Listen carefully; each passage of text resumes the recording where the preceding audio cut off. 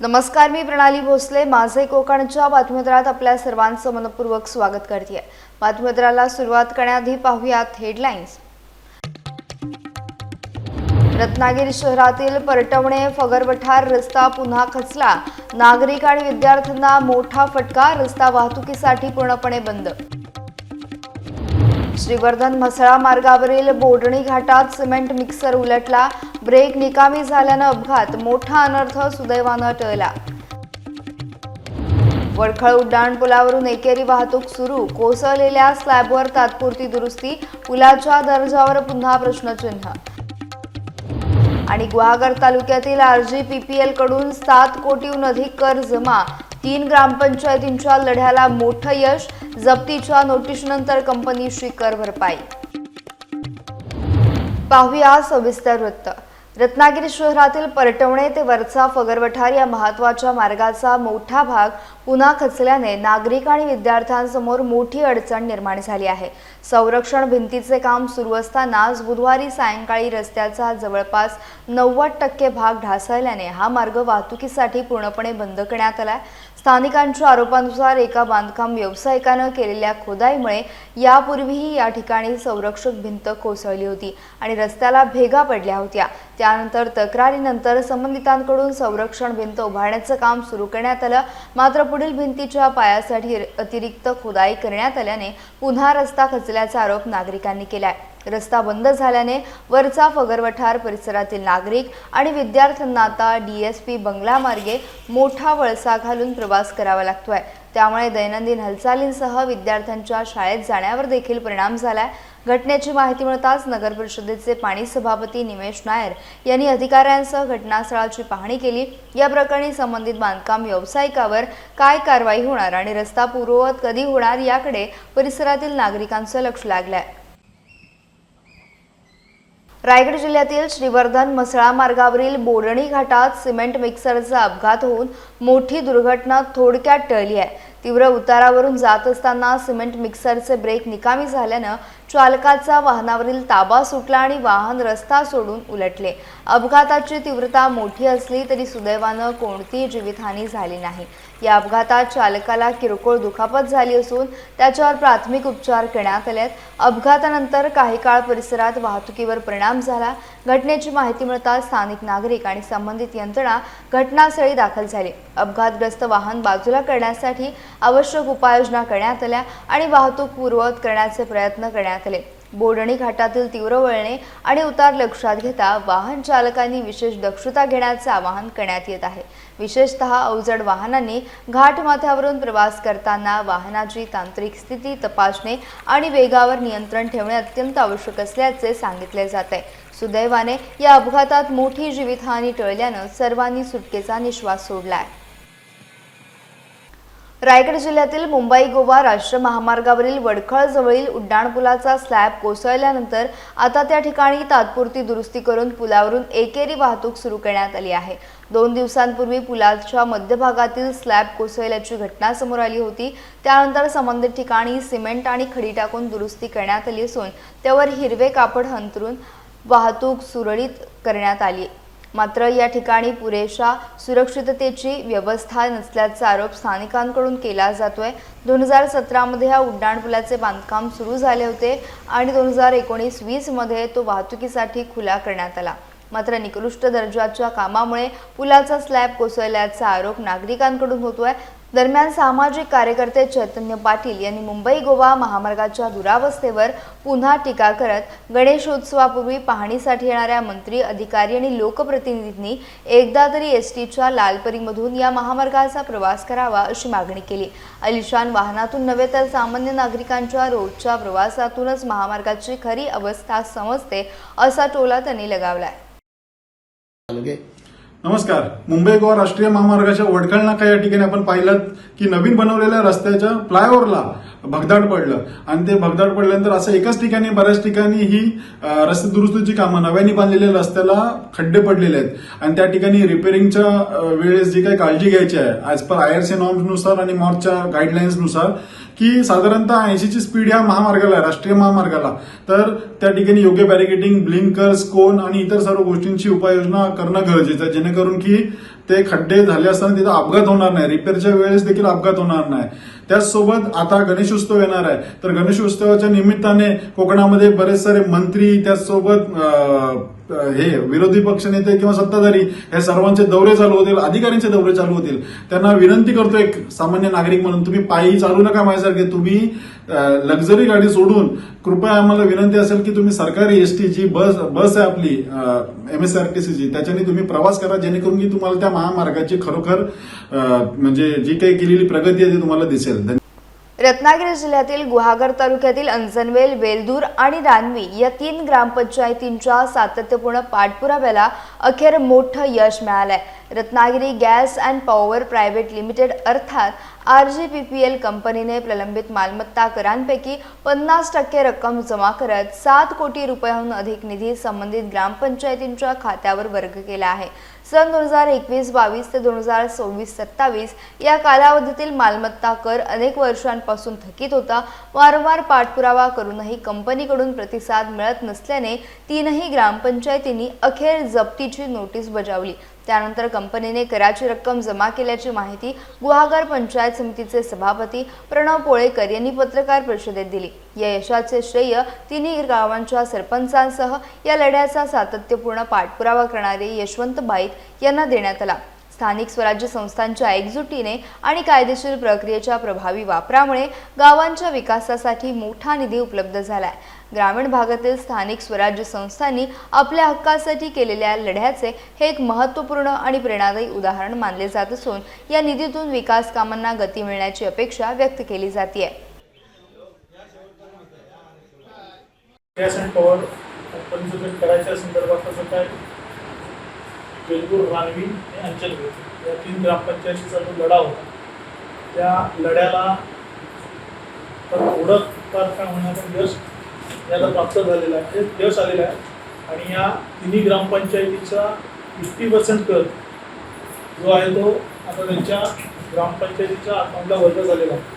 या संदर्भात बैठक देखील पंचायत समितीमध्ये झाली होती आणि त्या बैठकीमध्ये आम्ही इथल्या प्रशासनाला म्हणजे खास करून BDOनी या संदर्भातला पुढाकार घेतला होता, ग्रामसेवक असेल आणि आमचे सर्व सामान्य सदस्य सारिका रावणकर असेल आणि हे संबंधित सरपंच असेल आणि खास करून मी अभिनंदन करेन बाईत साहेबांचं, कारण या बाईत साहेबांनी या संदर्भातला लढा जो आहे तो जिवंत ठेवला आणि त्या लढ्याला आता पूर्णत्वाच्या दिशेनं जाण्याची म्हणजे जी काय 50% सुरुवात आहे ती झालेली आहे. आणि माझ्या माहितीप्रमाणे आता अंजनवेल ग्रामपंचायतीला 4,75,54,158 रुपये, रानवी ग्रामपंचायतीला 1,24,37,042 रुपये आणि वेलदूर ग्रामपंचायतीला 1,01,29,527 रुपये इतका जो कर आहे तो त्यांच्या ग्रामपंचायत विधान भवनाच्या कॅन्टीनवर अन्न व औषध प्रशासन विभागाने केलेल्या धाडी प्रकरणी आता सविस्तर माहिती मागवण्यात आल्याचं विधानसभा अध्यक्ष राहुल नार्वेकर यांनी सांगितलंय. या धाडीत नेमकं काय निष्पन्न झालं याबाबतचा अहवाल मागवला असून त्यानंतर पुढील बाबींचा विचार केला जाईल असं राहुल नार्वेकर यांनी स्पष्ट केले. बघा, पहिली गोष्ट तर विधान भवनात धाड कधी टाकलेली, कशी टाकलेली या संदर्भातली सगळी माहिती मी मागवलेली आहे आणि त्या धाडीतनं काय निष्पन्न झालं ह्याची पण माहिती मी मागवलेली आहे. त्यामुळे ती सगळी माहिती आल्यानंतर मी निश्चितपणे या विषयावर बोलू शकेन. जेनझीने आपल्या अडचणी, खंत, भूमिका जबाबदारीने मांडणे गरजेचे असल्याचे विधानसभा अध्यक्ष राहुल नार्वेकर यांनी म्हटलंय. जेनझी ही देशाची पुढची पिढी असून देशाच्या भवितव्याचा पाया आहे. त्यामुळे त्यांच्याकडून जबाबदारीपूर्ण वर्तनाची अपेक्षा असल्याचं राहुल नार्वेकर यांनी स्पष्ट केलं. बघा, भारत देश हा जगातला सर्वात तरुण देश मानला जातो. आपलं मीन एज पॉप्युलेशन जवळजवळ 29 आहे. इतर देशांचं मीन एज पॉप्युलेशन हे आपल्यापेक्षा खूप जास्त आहे. त्यामुळे आपल्याला यंग नेशन असण्याचं किंवा तरुण देश असण्याचं एक खूप मोठा डेमोग्राफिक ॲडव्हान्टेज आहे आणि त्यामुळे ह्या तरुण पिढीवरती किंवा जेनझीवरती मोठी जबाबदारी आहे देशाला पुढे न्यायची आणि देशाला निश्चितपणे ती ख्याती मिळवून द्यायची जी सगळ्यांना अपेक्षित आहे. असं असताना जेनझीनी जर का आपल्या ज्या अडचणी आहेत किंवा आपली खंत जी आहे ती व्यक्त करत असताना अत्यंत जबाबदारीपूर्वक ती खंत व्यक्त करणं आवश्यक आहे. एखाद्या गोष्टीत आपल्याला जर पटत नसेल किंवा आपल्या मनाविरुद्ध होत असेल किंवा खरोखरच अन्यायकारक असेल तर त्याविषयी आवाज उचलणं किंवा आवाज काढणं हे अत्यंत आवश्यक आहे. परंतु ते करत असताना कुठेही संविधानिक किंवा लोकशाहीबरोबर कुठेही घातपात होणार नाही ह्याची पण खबरदारी घेणं जेनझीनी आवश्यक आहे. जेनझी ही आपल्या देशाची पुढची पिढी आहे, देशाच्या भवितव्याची नीव आहे आणि म्हणूनच त्यांच्याकडनं अत्यंत जबाबदारीपूर्वक वर्तणूक ही अपेक्षित आहे. सुप्रीम कोर्टात शिवसेनेच्या धनुष्यबाण निवडणूक चिन्हाबाबत सुरू असलेल्या सुनावणीवर आमदार महेंद्र थोरवे यांनी प्रतिक्रिया दिली आहे. बाळासाहेब ठाकरे यांच्या विचारांची खरी शिवसेना ही एकनाथ शिंदे यांच्या नेतृत्वाखाली असल्याचं यापूर्वीही न्यायालयानं मान्य केलं असून धनुष्यबाण चिन्ह शिंदे गटाकडेच कायम राहील असा विश्वास त्यांनी व्यक्त केला. कपिल सिब्बलांचा आदर तर सगळ्यांना या ठिकाणी आहे. ते त्यांच्या पद्धतीने ते त्या ठिकाणी लढत आहेत किंवा ते त्यांच्या पद्धतीने कायदेशीर मुद्दे त्या ठिकाणी कपिल सिब्बल मांडत आहेत. परंतु ज्या पद्धतीचा हा लढा गेली 4 वर्ष सुरू आहे त्याच्यामध्ये आपण सगळ्यांनीच पाहिलं की संपूर्ण शिवसेना ही बाळासाहेबांच्या विचाराची असणारी संघटना आहे आणि या संघटनेमध्ये लोकप्रतिनिधी म्हणून सर्वांनी एका मताने त्या ठिकाणी निर्णय घेण्यात आलेला आहे. त्यामुळे सगळेच लोक शिंदेसाहेबांच्या बरोबर त्यावेळेस आलेले होते. त्यामुळे आजही लोकप्रतिनिधी म्हणून सगळेच लोक साहेबांबरोबर त्या ठिकाणी ठामपणे उभे आहेत.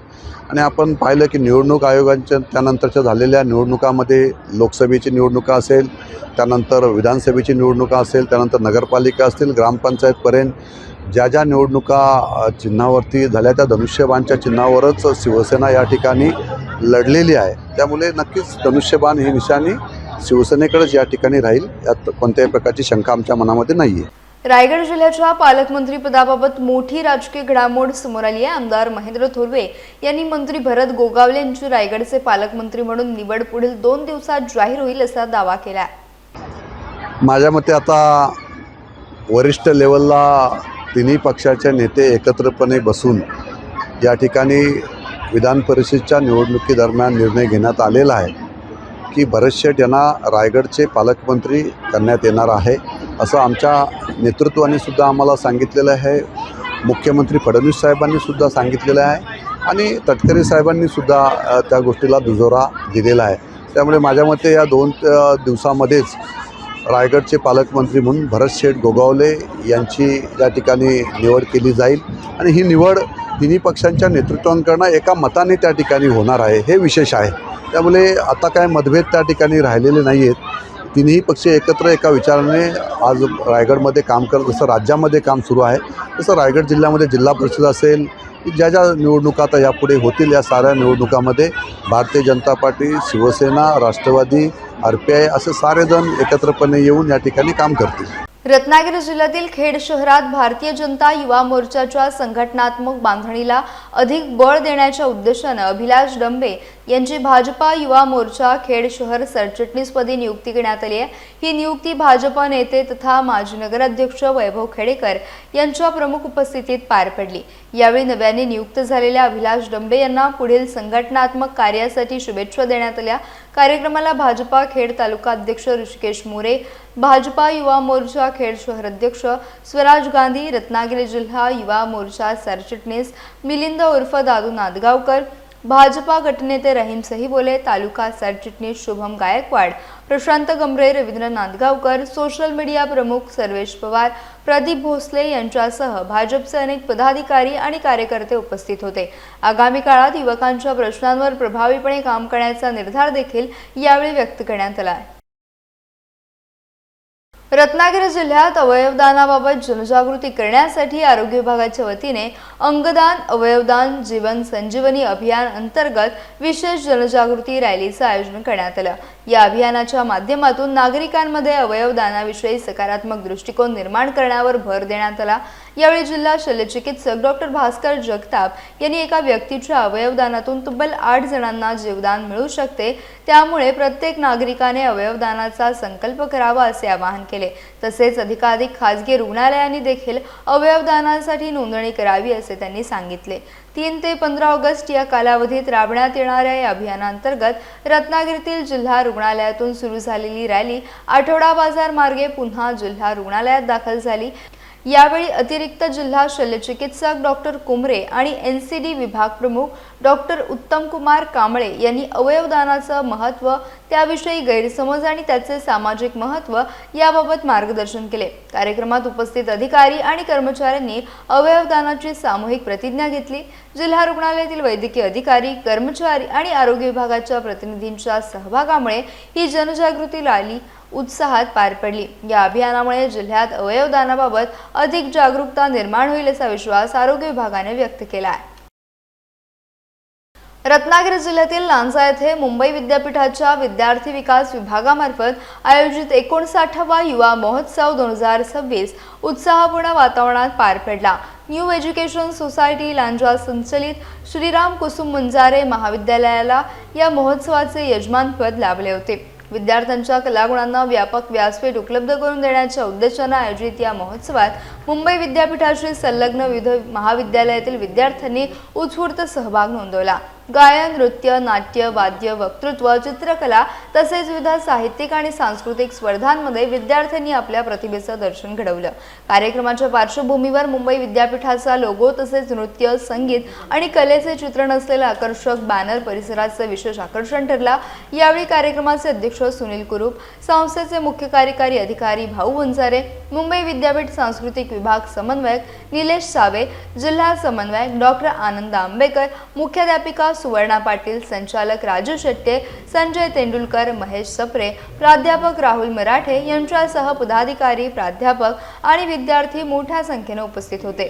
रत्नागिरी जिल्ह्यातील शैक्षणिक आणि सांस्कृतिक चळवळीला चालना देणारा हा महोत्सव विद्यार्थ्यांच्या व्यक्तिमत्व विकासासाठी महत्त्वपूर्ण ठरत असून लांजा परिसरातील युवा कलाकारांना आपली कला सादर करण्यासाठी मोठे व्यासपीठ उपलब्ध झाल्याची भावना मान्यवरांनी व्यक्त केली।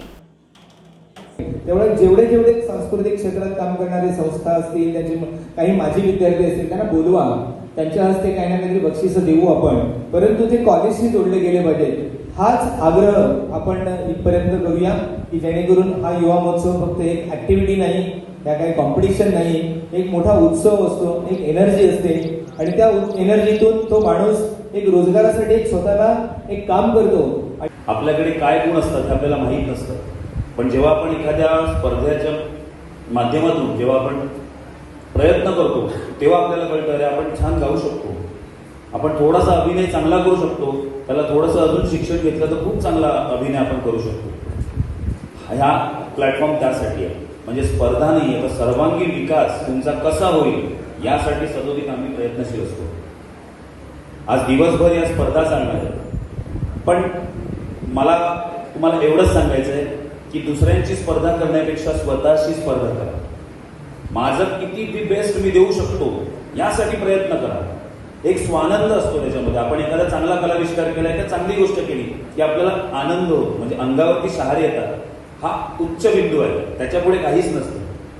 तो उच्च बिंदू मिळवण्याचा प्रयत्न करा आणि कला सादर करा, कला जगा। स्पर्धापेक्षा मी असं म्हणतो की महोत्सव जगा। मुंबई विद्यापीठाने ही स्पर्धा घेण्यासाठी आमच्या महाविद्यालयावर जी जबाबदारी टाकली ते निश्चितपणे आमचे सर्व प्राचार्य, प्राध्यापक, शिक्षकेतर कर्मचारी निश्चितपणे पार पडतील याची मला खात्री आहे। आणि आजच्या या स्पर्धेमध्ये ज्या ज्या महाविद्यालयांनी सहभाग घेतला आहे, ज्या विद्यार्थ्यांनी सहभाग घेतला आहे, त्यांचं मी मनापासून या ठिकाणी अभिनंदन करतो। असं म्हणतात की बालपण वाया जातं, तारुण्य ओतू जातं आणि वार्धक्य साचून राहतं। आता या सगळे अनुभव माझ्या गाठीशी असल्या कारणाने मी त्यावरती मुद्दाम बोलतोय। कारण बालपणामध्ये आपल्याला नुसतं कुठलंही ध्येय नसतं, नुसतं खाणं पिणं मजा मारणं उधळणं एवढंच काम असतं आणि ते आपण अतिशय आनंदाने करतो. परंतु पुढे तरुणपणाची जबाबदारी अंगावरती येते, आपल्याला घडवण्याची जबाबदारी अंगावरती आपल्या पडते आणि ती करताना मनुष्य अति उत्साहात असतो आणि त्या उत्साहामध्ये आपलं तारुण्य उतू जात असतं. रत्नागिरी जिल्ह्यातील राजापूर तालुक्यातील शालेय विद्यार्थ्यांना शैक्षणिक साहित्याची मदत व्हावी या उद्देशानं ओम विजय नवजीवन महाराज चॅरिटेबल ट्रस्ट मुंबई यांच्या वतीने मोफत वह्या वाटपाचा सामाजिक उपक्रम उत्साहात राबवण्यात आला. ट्रस्टचे अध्यक्ष विलास तांबे महाराज आणि कार्याध्यक्ष तथा सचिव ओमकार तांबे यांच्या मार्गदर्शनाखाली आयोजित या उपक्रमातून अनेक विद्यार्थ्यांना मोफत वह्यांचे वितरण करण्यात आले. विद्यार्थ्यांच्या शैक्षणिक प्रवासाला हातभार लागावा, आवश्यक शैक्षणिक साहित्य सहज उपलब्ध व्हावे आणि शिक्षणासाठी त्यांना प्रोत्साहन मिळावे हा या उपक्रमामागील मुख्य उद्देश असल्याचे ट्रस्टच्या पदाधिकाऱ्यांनी सांगितले. या सामाजिक उपक्रमाला विद्यार्थी, पालक, स्थानिक नागरिकांनी उत्स्फूर्त प्रतिसाद दिला. कार्यक्रम यशस्वी करण्यासाठी योगदान देणारे देणगीदार, कार्यकर्ते, स्वयंसेवक आणि उपस्थित मान्यवरांचे ट्रस्टच्या वतीने आभार मानण्यात आले. सामाजिक बांधिलकी जपत शिक्षण, आरोग्य आणि समाजहिताशी संबंधित विविध लोककल्याणकारी उपक्रम भविष्यातही सातत्याने राबवण्यात येणार असल्याची माहिती यावेळी ट्रस्टच्या पदाधिकाऱ्यांनी दिली. या उपक्रमामुळे विद्यार्थ्यांना शैक्षणिक साहित्याची मदत मिळण्याबरोबरच समाजात शिक्षणाबाबत सकारात्मक संदेशही पोहोचत असल्याची भावना उपस्थितांनी व्यक्त केली. रत्नागिरी जिल्ह्यातील मंडणगड तालुक्यात विद्यार्थ्यांचे शारीरिक, मानसिक आणि बौद्धिक आरोग्य सुदृढ करण्याच्या उद्देशानं यशोदेश फाउंडेशन आणि आनंद विहार योगाश्रम यांच्या संयुक्त विद्यमाने मोफत योग प्रशिक्षण उपक्रम राबवण्यात येणार असून या उपक्रमाला तालुक्यातील विविध शाळांकडून उत्स्फूर्त प्रतिसाद मिळत आहे. या उपक्रमांतर्गत Ambedkar college, Ambedkar high school, new English medium high school, Urdu high school, SP college, polytechnic college Shenale जिल्हा परिषद शाळेसह अनेक शैक्षणिक संस्थांना भेट देत मुख्याध्यापकांशी चर्चा करण्यात आली आणि योगा प्रशिक्षणाबाबत अधिकृत पत्रे देण्यात आली. यावेळी योगगुरू योगिता पेडणेकर, ॲडव्होकेट यश घोसाळकर आणि फाउंडेशनचे पदाधिकारी व स्वयंसेवक उपस्थित होते. या उपक्रमाचे सर्व शाळांनी स्वागत करत विद्यार्थ्यांच्या सर्वांगीण विकासासाठी नियमित योगा प्रशिक्षणाची गरज व्यक्त केली. लवकरच प्रशिक्षणाचे वेळापत्रक निश्चित करून दर महिन्याला योग वर्ग आयोजित करण्यात येणार असल्याचे मुख्याध्यापकांनी सांगितले. या सामाजिक उपक्रमाचे सर्व स्तरातून कौतुक होत आहे. खेड तालुक्यातील शिवतर येथील शिवतर ग्रामस्थ शिक्षण संस्था मुंबई संचलित प्रभात हायस्कूलमध्ये विद्यार्थी आणि ग्रामस्थांसाठी मोफत आरोग्य तपासणी शिबिर उत्साहात पार पडले. JCI खेड, प्राथमिक आरोग्य केंद्र जामगे आणि उपजिल्हा रुग्णालय कळंबणी यांच्या संयुक्त विद्यमाने आयोजित या शिबिरात विद्यार्थ्यांची आरोग्य तपासणी करून संतुलित आहार, कुपोषण प्रतिबंध आणि निरोगी जीवनशैलीबाबत मार्गदर्शन करण्यात आले. विद्यार्थिनींसाठी गुड टच बॅड टच या विषयावर डॉक्टर भुवड यांनी जनजागृतीपर मार्गदर्शन केले. शिबिरादरम्यान विद्यार्थिनींना मल्टीव्हिटॅमिन, मल्टीमिनरल्स आणि प्रोटीन पावडरचे डबे वाटप करण्यात आले, तर सर्व विद्यार्थ्यांना प्रोटीन डबे आणि खाऊचे वितरण करण्यात आले. कार्यक्रमाला संस्थेचे पदाधिकारी, ग्रामपंचायत प्रतिनिधी, वैद्यकीय अधिकारी, शिक्षक, शिक्षकेतर कर्मचारी, ग्रामस्थ आणि विद्यार्थी मोठ्या संख्येने उपस्थित होते. विद्यार्थ्यांच्या शारीरिक आणि मानसिक आरोग्याबाबत जागरूकता निर्माण करण्याच्या उद्देशाने आयोजित या उपक्रमाचे उपस्थितांनी कौतुक केले. खेड शहरातील हिंदुराज मित्र मंडळाच्या गोविंदा पथकाच्या 17व्या पर्वातील सरावाला उत्साहपूर्ण वातावरणात शुभारंभ झाला. यंदाही 8 थर रचण्याचा निर्धार मंडळानं व्यक्त केला. सराव शुभारंभ कार्यक्रमाला मंडळाचे अध्यक्ष सुजित शिंदे, उपाध्यक्ष जितेंद्र सौंदरे, शिर्केसर, जयमाला पाटणे, खेड नगर परिषदेचे उपनगराध्यक्ष सतीश उर्फ पप्पू चिकणे, नगरसेवक यश खेडेकर तसेच मंडळाचे पदाधिकारी, कार्यकर्ते आणि गोविंदा पथकाचे सदस्य मोठ्या संख्येने उपस्थित होते. मंडळाने आतापर्यंत 7 आणि 8 थर रचण्याचे यशस्वी प्रयत्न केले असून यंदाही 8 थरांचा इतिहास पुन्हा घडवण्याचा निर्धार व्यक्त करण्यात आला. सरावासाठी सुनील शिंदे दररोज मार्गदर्शन करणार असल्याची माहिती देखील यावेळी देण्यात आली. यंदाचा दहीहंडी उत्सव निर्विघ्न आणि सुरक्षित वातावरणात पार पडावा अशी प्रार्थना करत सर्व गोविंदा सदस्यांना शुभेच्छा देण्यात आल्या. हिंदुराज मित्रमंडळ गोविंदा पथकाचा 17वं पर्व या ठिकाणी आपण सराव शिबिराचा या ठिकाणी आपण शुभारंभ या ठिकाणी केलेला आहे. या सराशिबेच्या शुभारंभाप्रसंगी उपस्थित मंडळाचे अध्यक्ष सुनील शिंदे, उपाध्यक्ष जितेंद्र सौंदर्य, या मंडळाचे सर शिर्के सर, महिला प्रतिनिधी आमच्या पाटणे मॅडम, समाजकल्याण सभापती यश खेडेकर, विशाल, चैतन्य, तसेच या ठिकाणी उपस्थित असलेले सर्व सौरभ, ही सर्व आमचे कार्यकर्ते या ठिकाणी आज उपस्थित आहेत आणि हे 17वं वर्ष आहे. आजपर्यंत कोणताही विघ्न न होता हिंदुराज मित्रमंडळाने 7 थर आणि 8 थराचा प्रयत्न केलेला आहे. त्याचप्रमाणे ह्यावर्षीसुद्धा आम्ही तेच थर आणि तेच थर लावण्याचा प्रयत्न करणार आहोत. आमचे सन्माननीय सुनील शिंदे या ठिकाणी दररोज प्रॅक्टिस घेण्यासाठी या ठिकाणी उपस्थित राहणार आहे आणि ह्यावर्षी आपण 8 थर लावून आपला इतिहास रचायचा आहे. मी या सर्व गोविंद पथकाच्या सभासदांना शुभेच्छा देतो आणि या वर्षीचा गोविंद पथक निर्विघ्नपणे पार पाडावा अशी स्वामीचरणी प्रार्थना करतो.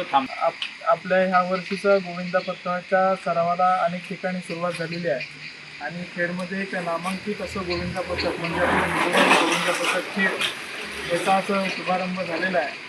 मी सर्व माझ्या तरुण वर्गाला विनंती करतो की आपण आपले सण हे जोपासले पाहिजेत आणि त्यांचा आनंदही घेता आला पाहिजे.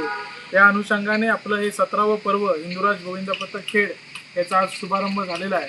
तर मी सर्वांना विनंती करतो की आपण सगळे एकत्र येऊन आपला सण जपूया आणि आपली परंपरा ही भविष्यात पुढे न्यायचा आपण सातत्याने असाच प्रयत्न करत राहूया आणि माझ्या या हिंदुराज गोविंद पथकाला पुढील मनोरंजन रचण्यासाठी खूप खूप साऱ्या शुभेच्छा. पेण तालुक्यातील अतिवृष्टीमुळे घरांचं नुकसान झालेल्या कुटुंबांना शासनाकडून मोठा दिलासा मिळालाय.